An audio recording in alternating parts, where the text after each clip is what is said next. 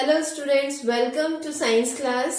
Myself Neetu Sharma and we are studying chapter 12 sound. Last video में हमने sound के बारे में पढ़ा था, वाइब्रेशंस क्या होते हैं उसके बारे में देखा था। इस वीडियो में हम एम्पलीट्यूड, टाइम पीरियड और फ्रीक्वेंसी ऑफ वाइब्रेशन के बारे में स्टडी करेंगे। ये टर्म्स क्या हैं, इन फिजिकल क्वांटिटीज का क्या मतलब है, आइए हम स्टडी करते हैं।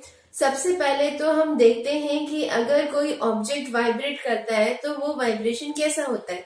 इसके लिए हम एग्जांपल लेते हैं पेंडुलम का। आप सभी को पता है पेंडुलम में एक स्ट्रिंग होती है और नीचे एक सर्कुलर बॉब अटैच होता है जो कि अपने सेंट्रल पोजीशन से इक्वल डायरेक्शन दोनों तरफ मूव करता है।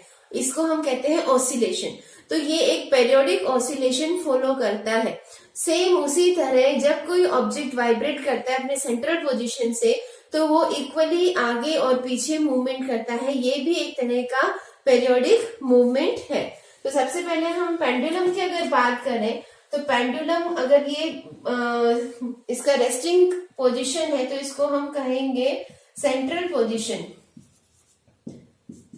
इसको हम क्या कहेंगे, इसको हम कहेंगे सेंट्रल पोजीशन। अगर हम इसको मूव करवाते हैं यहाँ तक और फिर इसको रिलीज कर देते हैं तो जितना डिस्टेंस इसने यहाँ ट्रेवल किया है वापस ये यहाँ तक उतना ही डिस्टेंस पे ट्रेवल करेगा। ठीक है, ये दोनों जो डिस्टेंस है वो इक्वल होंगे और इस तरह से एक ऑसिलेटरी मूवमेंट जो पीरियोडिक होगा उस तरह का मूवमेंट ही शो करना शुरू कर देगा। कुछ इसी तरह का मूवमेंट वाइब्रेशन में भी होता है।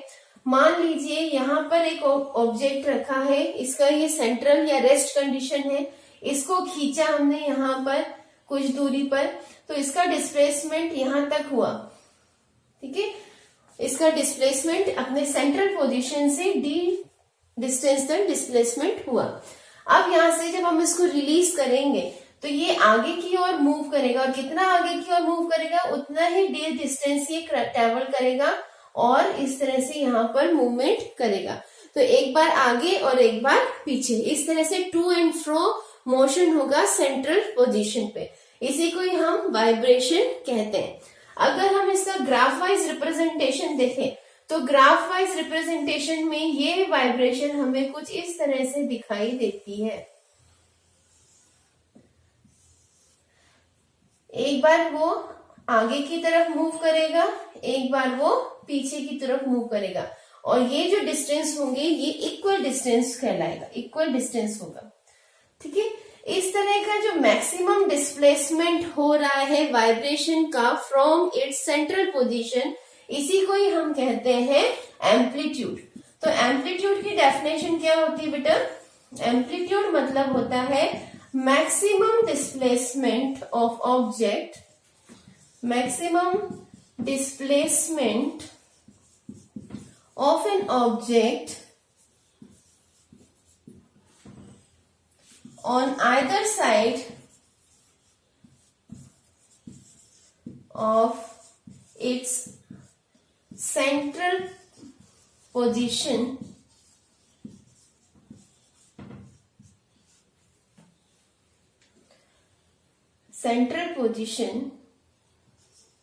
is called amplitude.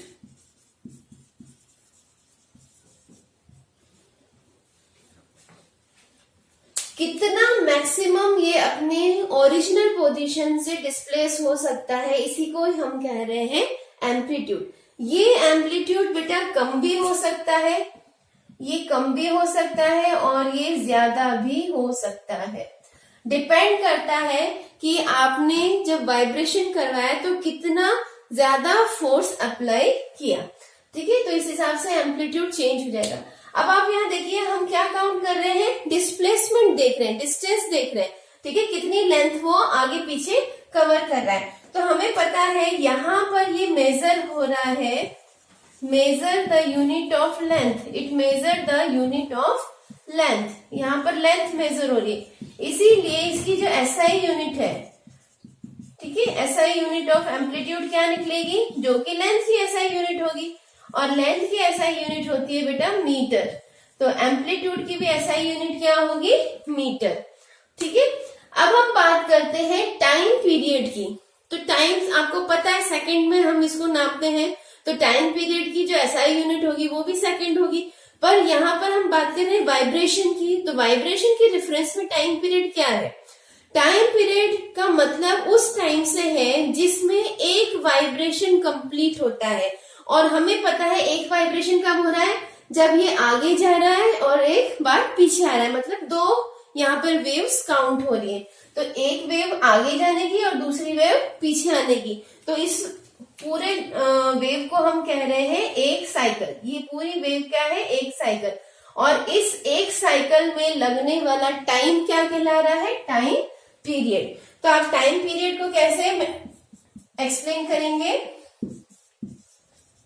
Time period, it is the time taken to complete one cycle of vibration।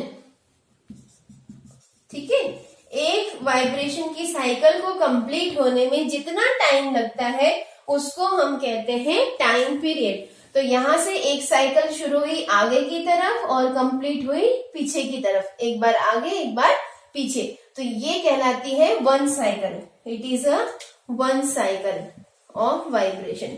ऐसे यहां से यहां तक वन साइकिल होगी, यहां से यहां तक वन साइकिल होगी। ठीक है, तो वन साइकिल को कंप्लीट करने के लिए जो टाइम लग रहा है उसको हम टाइम पीरियड कह रहे हैं। It is denoted by small T.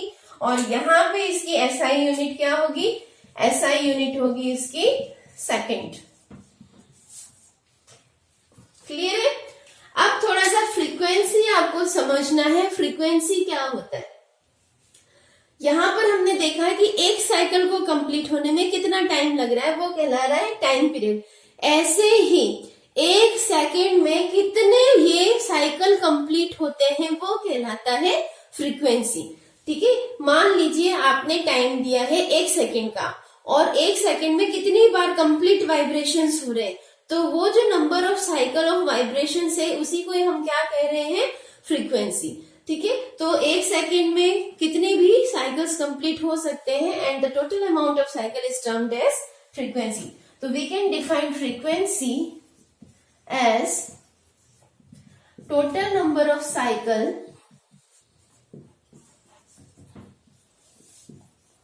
of vibration completed in 1 second। ठीक है, यही फ्रीक्वेंसी का फॉर्मूला भी है फ्रीक्वेंसी कैलकुलेट करने का कि total number of cycles of vibration divided by time period, that is 1 second. तो एक सेकेंड में कितने total number of cycles complete हो रहे हैं उसी को हम कह रहे हैं फ्रीक्वेंसी। फ्रीक्वेंसी की जो एसआई यूनिट होती है वो आपको याद रखना है बच्चों। SI unit of frequency is hertz और शॉर्ट फॉर्म में हम इसको लिखते हैं कैपिटल H स्मॉल z। ठीक है, तो ये होता है amplitude, time period, frequency of a vibration.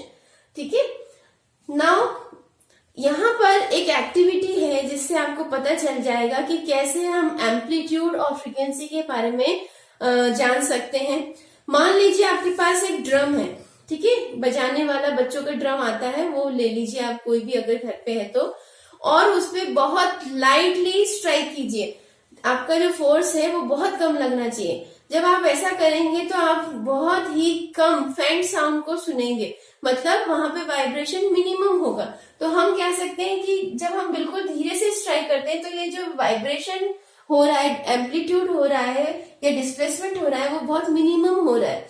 ठीक है, ऐसे ही अगर हम फ्रीक्वेंसी को काउंट करें यहाँ पर, तो बहुत धीरे डिस्प्लेसमेंट होने के कारण यहाँ पे फ्रीक्वेंसी भी बहुत कम निकलेगी। एक सेकंड में बहुत कम इस तरह के कंप्लीट साइकिल्स देखने को मिलेंगे। और अगर हम देखें कि अगर ड्रम को हम बहुत ज्यादा फोर्स के साथ स्ट्राइक करेंगे तो एकदम तेज वाइब्रेशन होगी, जिससे आवाज भी लाउडर निकलेगी, तेज निकलेगी। ठीक है, तो इसका मतलब मैक्सिमम डिस्प्लेसमेंट हो गया, मैक्सिमम एम्पलीट्यूड आ गया और नंबर ऑफ साइकिल्स भी वहां पर इंक्रीज हो जाएगा, मतलब फ्रीक्वेंसी भी इंक्रीज हो जाएगा। आई थिंक बच्चों आपको यहाँ तक समझ में आ गया होगा। नेक्स्ट जो फिजिकल क्वांटिटी हमें स्टडी करनी है वो है लाउडनेस एंड पिच, और कहीं ना कहीं ये पहले पढ़ी हुई फिजिकल क्वांटिटी के साथ ही रिलेशन शो करती है। क्या रिलेशन है इनका? एम्पलीट्यूड, सबसे पहले हम बात करते हैं एम्पलीट्यूड।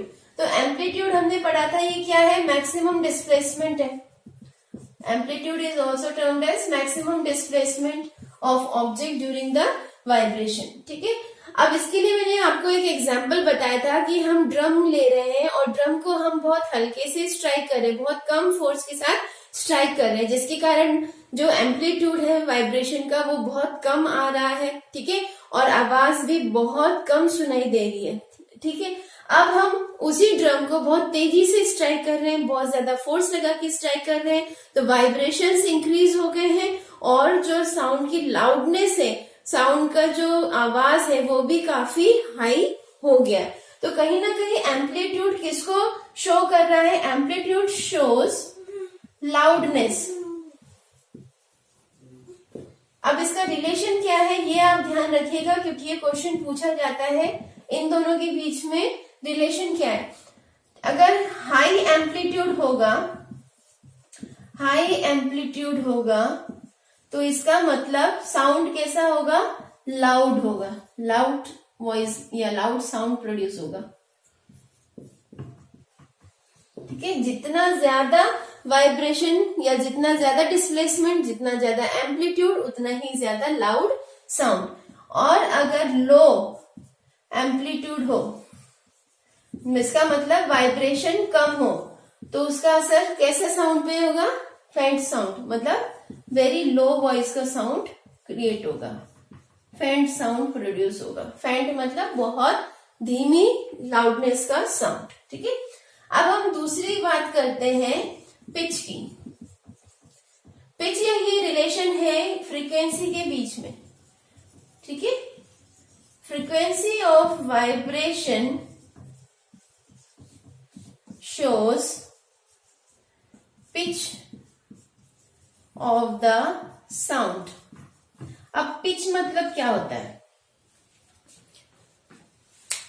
आपने देखा होगा साइकिल की जो ताड़ियां होती हैं, जो इसके स्पाइक्स होते हैं, वो अगर घूमे और आप उसमें कोई भी एक मेटल का जो भी रॉड है या कुछ भी, उससे आप उसको स्ट्राइक करो, तो जब ये जो स्पाइक्स हैं वो धीरे घूमती हैं, ठीक है, उनका जो नंबर ऑफ साइकिल्स है वो कम होता है, तो आवाज भी बहुत आराम से आती है और बिल्कुल सुनाई देती है, आराम से सुनाई देगी। ठीक है, और वहीं पर अगर आप उस साइकिल्स को या उस स्पाइक्स को बहुत तेजी से मूव करवाते हो और उसमें मेटल की रॉड टच करते हो, तो वो मेटल की रॉड बहुत ही तीखी वॉइस प्रोड्यूस करेगी, एकदम से चुभने वाली वॉइस इसमें से प्रोड्यूस होगी।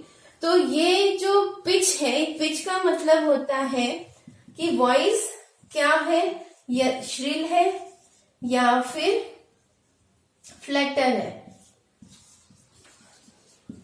ठीक है, श्रिल मतलब तीखी आवाज जो एकदम से चुभने वाली आवाज होती है, और फ्लैटर मतलब थोड़ी सी किसी मोटी सी आवाज को हम फ्लैटर आवाज कहेंगे।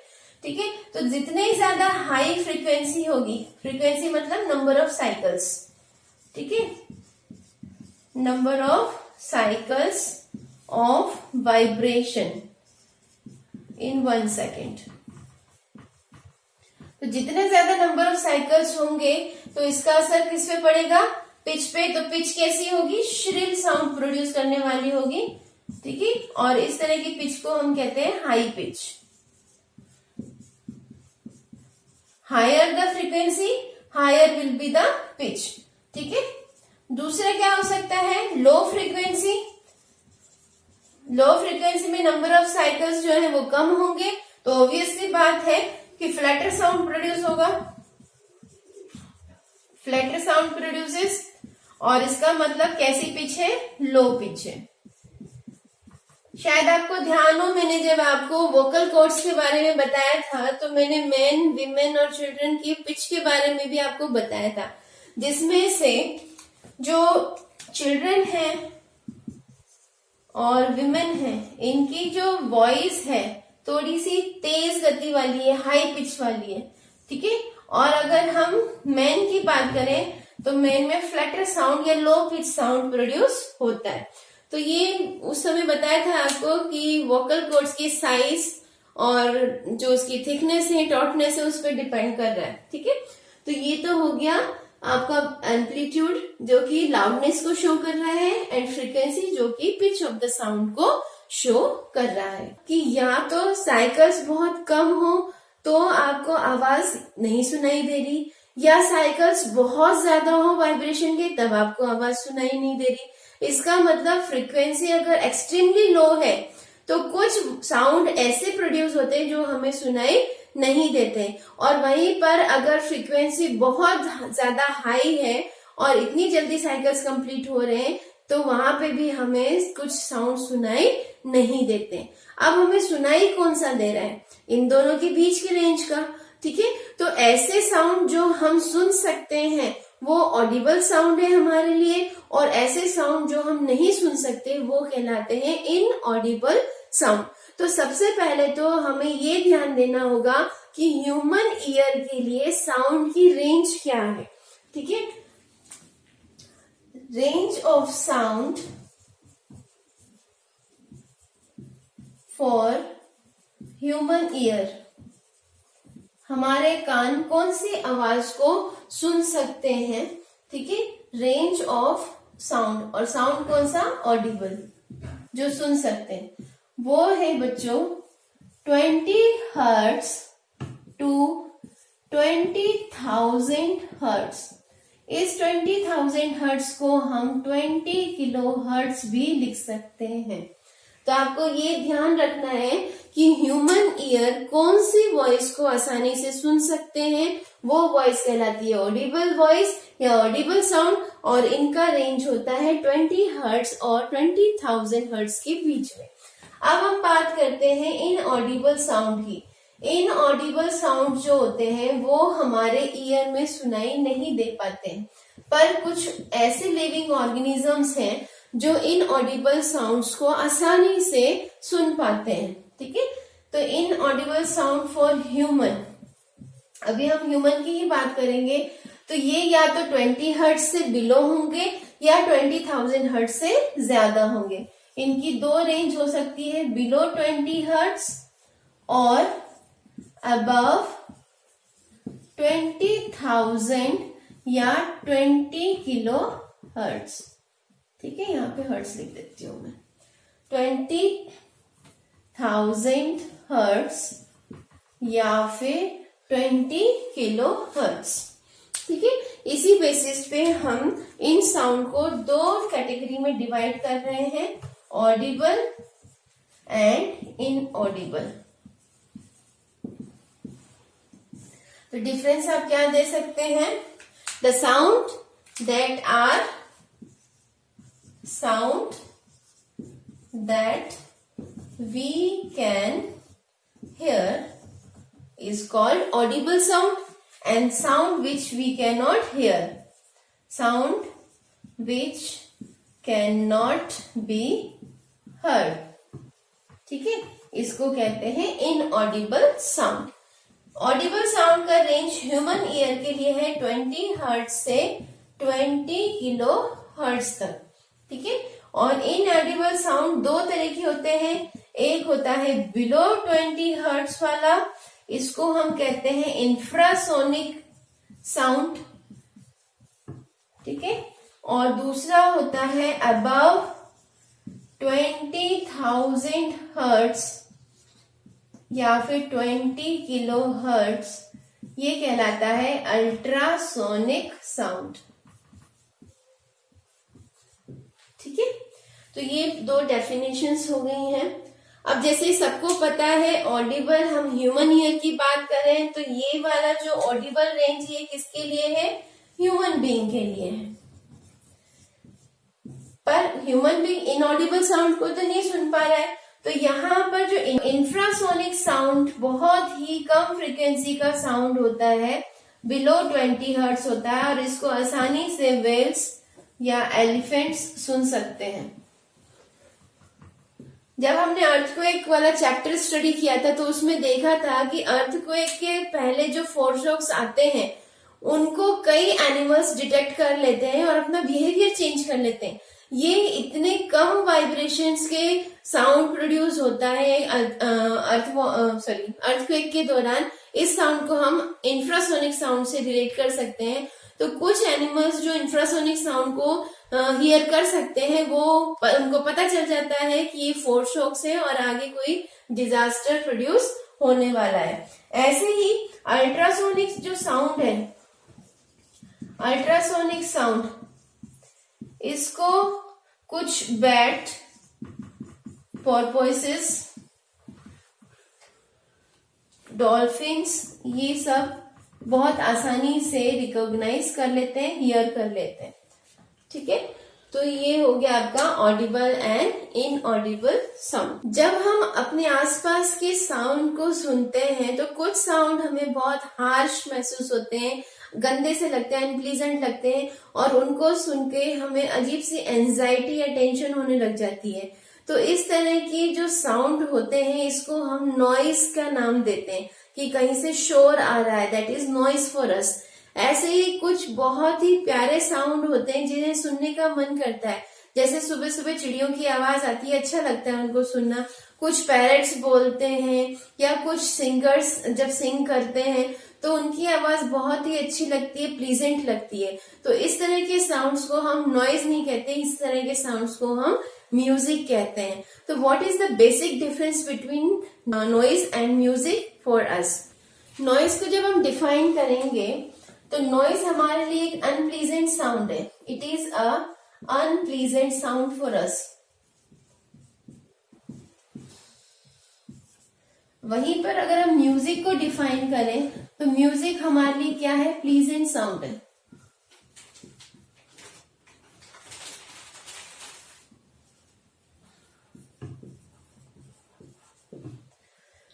नॉइस जो अनप्लीजेंट साउंड है, इसका कोई रेगुलर वाइब्रेशन नहीं हो रहा, कभी बहुत तेज आवाज कर देता है, कभी धीरे आवाज कर देता है, कहीं पे भी कुछ भी फ्रीक्वेंसी के साथ ये साउंड प्रोड्यूस होता है। तो इस तरह के जो साउंड्स होते हैं ये नॉन पीरियोडिक होते हैं। इनका जो वाइब्रेशन होता है ये नॉन पीरियोडिक वाइब्रेशंस के कारण होते हैं।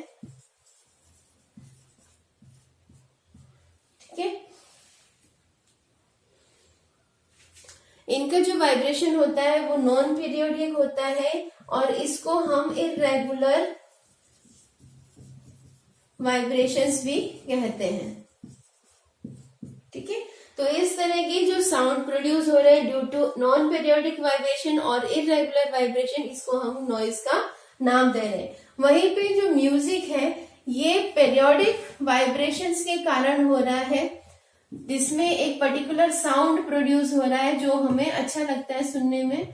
ठीक है, और इसी तरह के वाइब्रेशन को हम रेगुलर वाइब्रेशंस भी कहते हैं।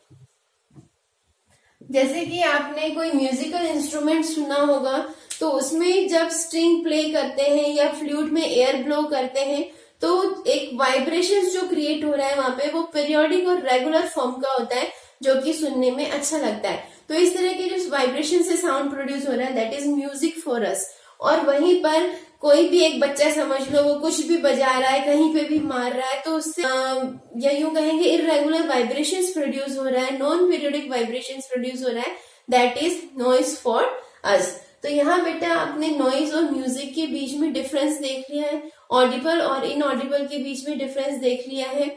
अगर आपको आज का ये टॉपिक समझ में आया हो, वीडियो अच्छा लगा हो तो प्लीज लाइक कीजिएगा। कल हम पढ़ेंगे नॉइज पॉल्यूशन के बारे में। Till then goodbye and be safe. Thank you very much.